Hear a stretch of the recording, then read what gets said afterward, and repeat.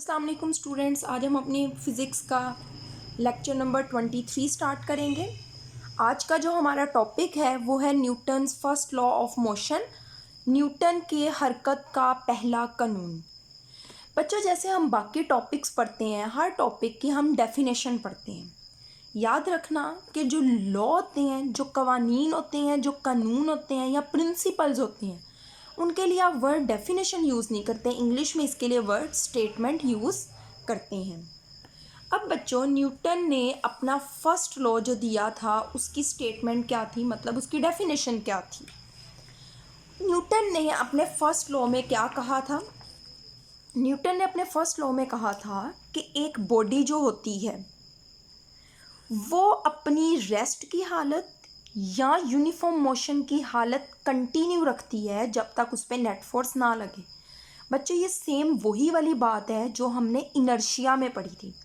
Inertia में हमने क्या पढ़ा था कि हर बॉडी की एक प्रॉपर्टी होती है कि वो अगर बॉडी रेस्ट में है तो वो रेस्ट में ही रहती है, अगर वो मोशन में है तो वो मोशन में रहती है। मतलब रेस्ट वाली बॉडी रेस्ट में ही रहती है, मोशन वाली बॉडी जो जिस्म हरकत कर रहा है वो मोशन में ही रहता है।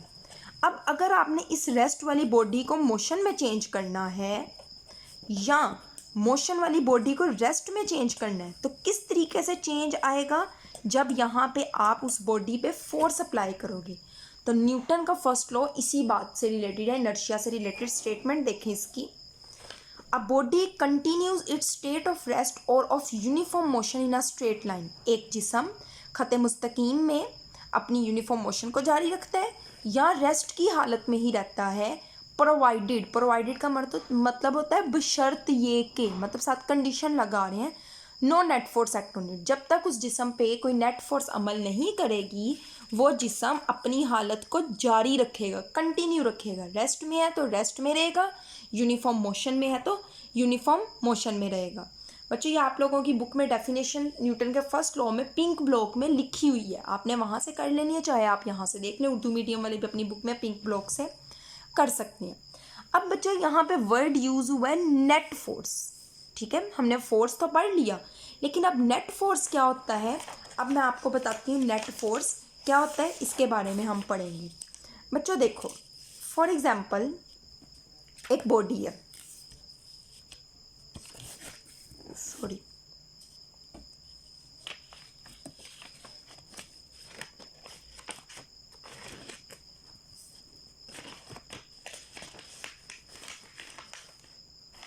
लेट्स सपोज बच्चों आपके पास ये एक बॉडी है, इस पे इस तरफ फोर्स लग रही है 2 न्यूटन, इस तरफ फोर्स लग रही है 3 न्यूटन, तो बॉडी पे नेट फोर्स जो होगी वो 5 न्यूटन होगी। मतलब इसका रिजल्ट नतीजे में जो फोर्स आएगी। लेट्स सपोज बच्चों यही वो बॉडी है, इस तरफ फोर्स लग रही है 3 न्यूटन, इस तरफ फोर्स लग रही है 3 न्यूटन, तो 3 एक दूसरे को कैंसिल कर देगी, 3 - 3 0 न्यूटन। तो ऐसी सिचुएशन पे कोई भी नेट फोर्स अमल नहीं कर रही होगी। तो नेट फोर्स क्या होता है?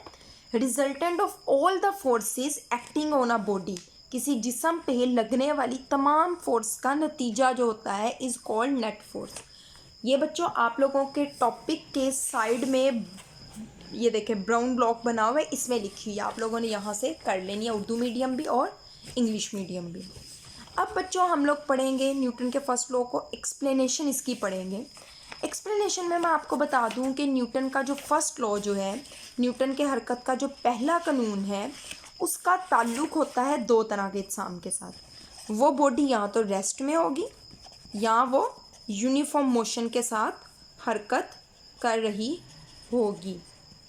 ठीक है बच्चों, अब रेस्ट के बारे में आप लिखेंगे स्टार्ट में कि न्यूटन का फर्स्ट लॉ 2 सिचुएशंस पे अप्लाई होता है, रेस्ट वाले जिस्म पे, यूनिफॉर्म मोशन पे। रेस्ट वाले में क्या है? रेस्ट वाले में बॉडी कहती है, न्यूटन का फर्स्ट लॉ कहता है कि अगर एक बॉडी रेस्ट में है तो वो रेस्ट में ही रहेगा जब तक उस पर फोर्स अमल नहीं करेगी। यूनिफॉर्म मोशन में ये है कि वो जिस्म मोशन में ही रहेगा जब तक उस पर फोर्स अमल नहीं करेगी। बच्चों, ये सेम इनर्शिया वाली बातें हैं जो हम पहले पढ़ चुके हैं। अब रेस्ट के टॉपिक में आपकी बुक में जो एग्जाम्पल दी हुई है उन्होंने कहा book lying on a table.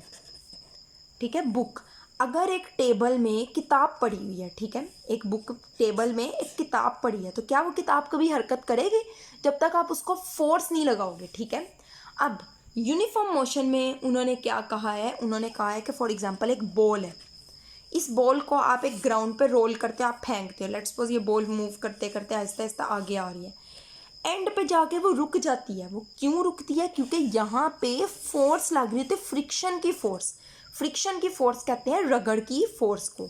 इस ज़मीन और बॉल के दरमियान रगड़ की फोर्स लग रही है, इसी वजह से वो बॉडी रुकती है, वरना ये बॉल भी कभी ना रुके। तो बच्चों एक्सप्लेनेशन में आप लिखोगे first law of motion deals with bodies which are either at rest, या तो रेस्ट की हालत में है या यूनिफॉर्म स्पीड के साथ स्ट्रेट लाइन में हरकत कर रही है। या आपके टॉपिक की पहली लाइन है, ठीक है। फिर आप एट रेस्ट, रेस्ट की हालत की हेडिंग बना के लिखेंगे अपनी बुक से। यहाँ से आप बॉडी एट रेस्ट से लेके मूव्स देम, या मैं आपको आपकी बुक से रीड करवाती हूँ। ये देखें यहाँ से, या आप रेस्ट वाली हेडिंग में लिखेंगे a body at rest remains at rest. एक जिस्म रेस्ट पे है तो वो रेस्ट में ही रहता है, provided no net force act on it, जब तक उस पर फोर्स अमल ना करे। This part of law is true, वो कह रहे हैं कि इस कानून का ये पार्ट ठीक है, एज जैसा कि we observe that object do not move by themselves unless someone moves them. जैसा कि हम देखते हैं कि कोई भी जिस्म खुद हरकत नहीं करता जब तक हम उसको मूव नहीं करवाते, ठीक है। अब जब आप इतना लिख लेंगे, ये देखें मैंने लिखा हुआ है, आगे आपने एग्जाम्पल की हेडिंग बनानी है और एग्जाम्पल में आप ये लिखेंगे फॉर एग्जाम्पल, मिसाल के तौर पर a book lying on a table remains at rest as long as no net force act on it. For मिसाल के तौर पर एक मेज़ पर पड़ी हुई किताब तब तक मेज़ पर ही पड़ी रहेगी, रेस्ट की हालत में ही रहेगी, जब तक उस पर फोर्स अमल नहीं करेगी। बच्चों फिर आप हेडिंग बनाएंगे यूनिफॉर्म मोशन की, उसमें आप मूविंग से लेके बाय इटसेल्फ लिखेंगे और फिर एग्जाम्पल।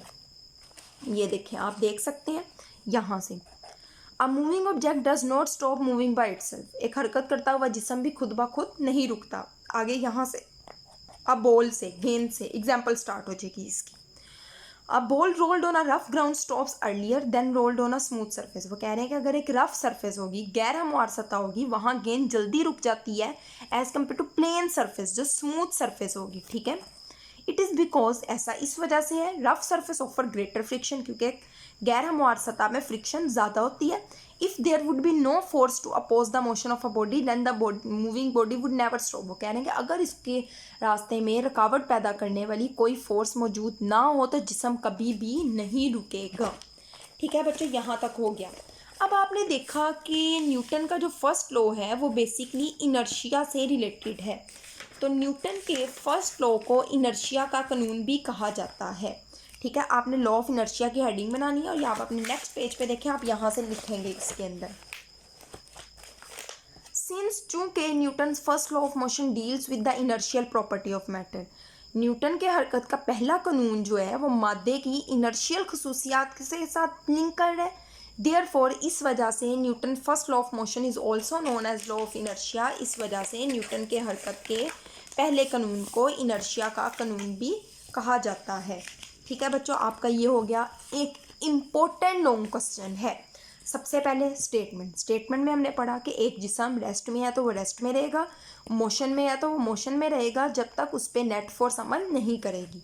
फिर हमने नेट फोर्स की डेफिनेशन पढ़ी कि नेट फोर्स क्या होता है। नेट फोर्स जो है वो रिजल्टेंट फोर्स होती है।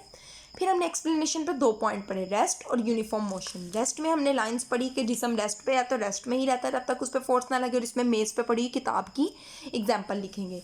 फिर यूनिफॉर्म मोशन आ गया, इसमें आप लोगों ने लाइन लिखी कि एक बॉडी कभी भी खुद ब खुद नहीं रुकती जब तक उस पर फोर्स नहीं लगती, और इस पर एग्जाम्पल आ जाती है बॉल वाली। फिर लॉ ऑफ इनर्शिया में हमने लिख देना है क्योंकि इसका ताल्लुक इनर्शिया के साथ है, किसी मैटर के इनर्शिया के साथ है, इस वजह से इस कानून को इनर्शिया का कानून कहा जाता है। बच्चों न्यूटन के 3 लॉज हैं मोशन से रिलेटेड, और तीनों लॉज बहुत इंपॉर्टेंट लॉन्ग क्वेश्चन है, इसको आपने अच्छे से तैयार करना है।